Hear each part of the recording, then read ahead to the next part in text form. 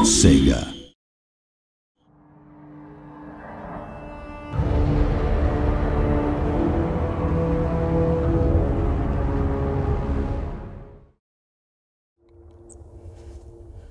Hello, good evening, and welcome to the latest Total War Warhammer campaign walkthrough video. Today we're putting the feral race of the Beastmen under the spotlight and examining how they play. Now, the Call of the Beastmen DLC also comes with its own bespoke mini-campaign, An Eye for an Eye, which focuses on Kazrak the One-Eye's campaign of vengeance against his nemesis Boris Todbringer of Middenheim. With 52 regions and multiple factions to carve your way through, it's a substantial campaign in its own right, and we'll be looking at this in detail via live streams coming soon. But for today, we're focusing solely on the Beastmen and their race mechanics in the context of the Grand Campaign itself. So there are two starting positions for the Beastmen on the Grand Campaign, depending on which legendary lord you choose to play with. Malagor the Dark Omen begins play down here in Blightwater, but we've chosen to play this campaign with Kazrak the One-Eye at the helm, who starts out at war with different factions in Istalia here, which is kind of nice as well, as it's not an often visited part of the world. The Beastmen are a horde faction, of course, and we started out with two hordes in play, though we've already had one wiped out in our war with Istalia, so we're down to Kazrak and his beastly followers. After exacting revenge and smashing Istalia to bits, we move north into the lands of Bretonnia, where we've been levelling up Kazrak and improving his horde infrastructure by raising minor settlements. However, the furtive fiends of Musalon have been taking advantage of our rampant raising and have quickly recolonised many of the ruins, so they're next on the hit list. We've just raised the city of Montfort to the ground, and we're right at the end of a turn here, hence Kazrak being out of action points and all greyed out. But before we end turn, let's recruit a new Beast Lord, as it's high time we started getting a new horde up to speed. Now, you may notice that unlike Chaos armies, these two hordes aren't causing each other attrition, even though they're side by side. Now, that's because all units in the Beastmen roster enjoy this particular trait, Resilience, which makes them immune to horde infighting. Now, this is kind of a big deal, as it really promotes a more cooperative playstyle between your hordes. You'll find yourself using hordes in tandem a lot more often, and it also means you can shadow an established horde with a youngling beast lord, like Armu Doombringer here, who'll soak up some XP from the victories and build up those all-important growth points over time, enabling him to kickstart his horde infrastructure when the time comes.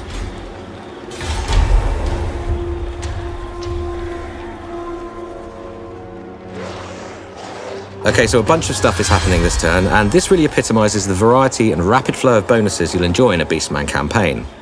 First off, rather like the Greenskins fightiness meter, Beastmen hordes have a bestial rage rating. As they raid and fight, this rises, and when it peaks, a Bray herd will spawn and join the cause. A fresh, full-fat stack of stinky, hairy Beastmen Doombringers to do your bidding. And we've also just completed an objective as we've raised our 8th settlement, netting us a tidy 7,000 favour. Okay, so this is a point of interest. As the Chaos Moon Morsleep becomes ascendant in the night sky, Beastmen hordes gather in dark acts of worship, and when this happens, you'll have to direct them in how to do so. Each of these options has a cost and a benefit. So, for example, you may choose an activity that reduces your leadership, if you're not planning on fighting anytime soon, say, in exchange for increased replenishment to heal your troops back up.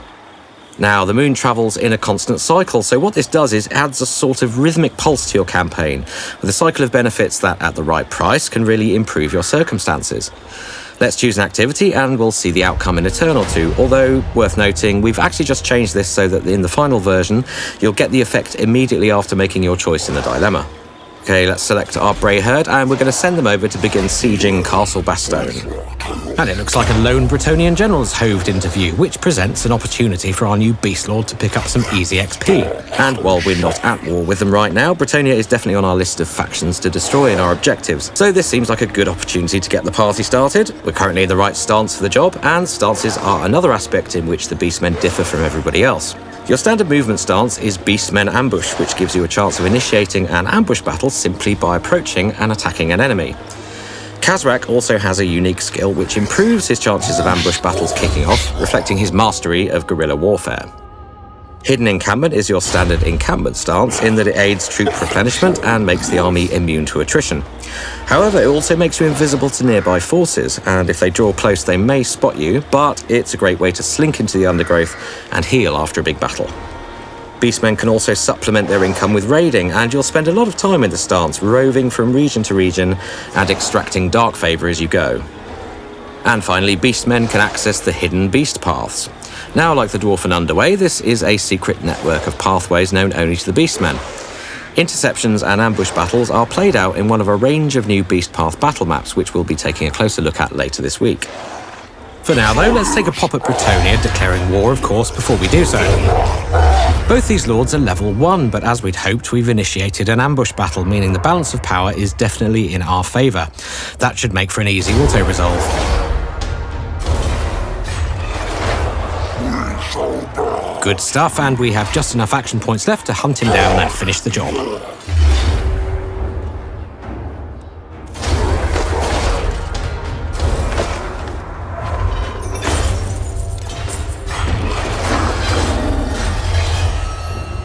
Alright, let's move on towards Castle Bastogne, where our Bray herd is headed. Like a greenskin war army, they'll be able to support us in battle, or we can simply give them war targets across the map. Now it's clear to see that this part of the world is all aflutter at the moment, as the factions reorganise their forces to face the rampant new threat that we pose. All our early city raising has created a vacuum for Mousillon to exploit, which has helped destabilise the area somewhat. And our mere presence here, of course, means that chaos corruption is on the rise too. These gentle, courtly manlings barely know what's hitting them.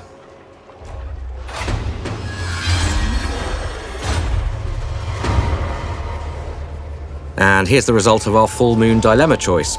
It's risen in earnest, and we're getting some hefty unit replenishment, plus a decent population growth buff as well. And the latter will certainly help out our new Beast Lord. Time to give Bastogne what for now, and if we can beat our Bray herd to the punch, we'll gain all the benefits of the victory while they stand in support of us. Which it looks like we're going to need, as we're woefully outgunned in this battle. Now, we've got a low to mid-tier army composition going on here, consisting of Khazrak himself, plus a handful of axe-wielding Gore herds, bow-toting Ungol raiders, who also get Vanguard deployment, and my personal favourite units in the Beastmen roster, Minotaurs. These thundering, monstrous infantry barrel along at a great pace, and along with their high mass, they knock packs of smaller units flying.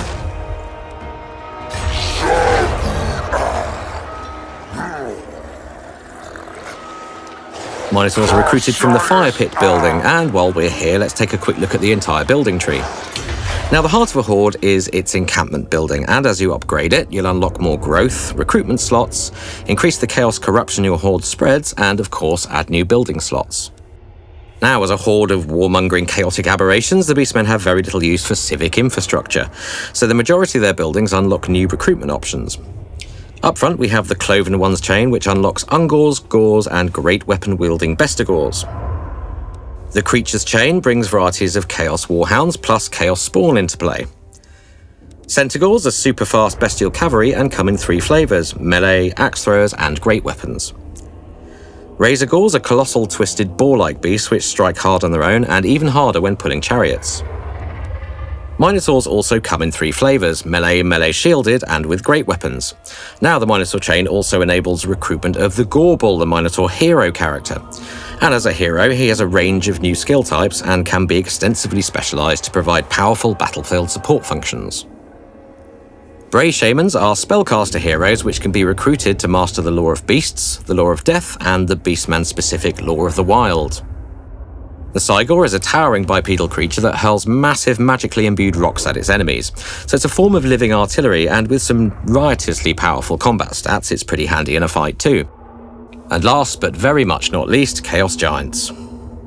Onto the support chains now, and the weapons structures bring armour and melee attack bonuses to every unit in the Horde, but it's the Ruination chain that has one of the greatest positive impacts on your Horde composition. Like every faction, the Beastmen have a background income level of 2,500, but they have literally no income-producing structures. So, being able to reduce your unit upkeep by first 25% and later a whopping 50%, you're able to support high-level, high-upkeep units in your Horde and stay afloat. Coupled with further upkeep reductions in the Beast Lord skill tree and a steady diet of raiding and raising, there's a finely tuned balance at work here. Even as your net costs rise, they can be managed back down to sensible and even progressive levels, literally as the Horde develops. Okay, back to the map, let's crack on with some battering ram production here so we can get through the gates.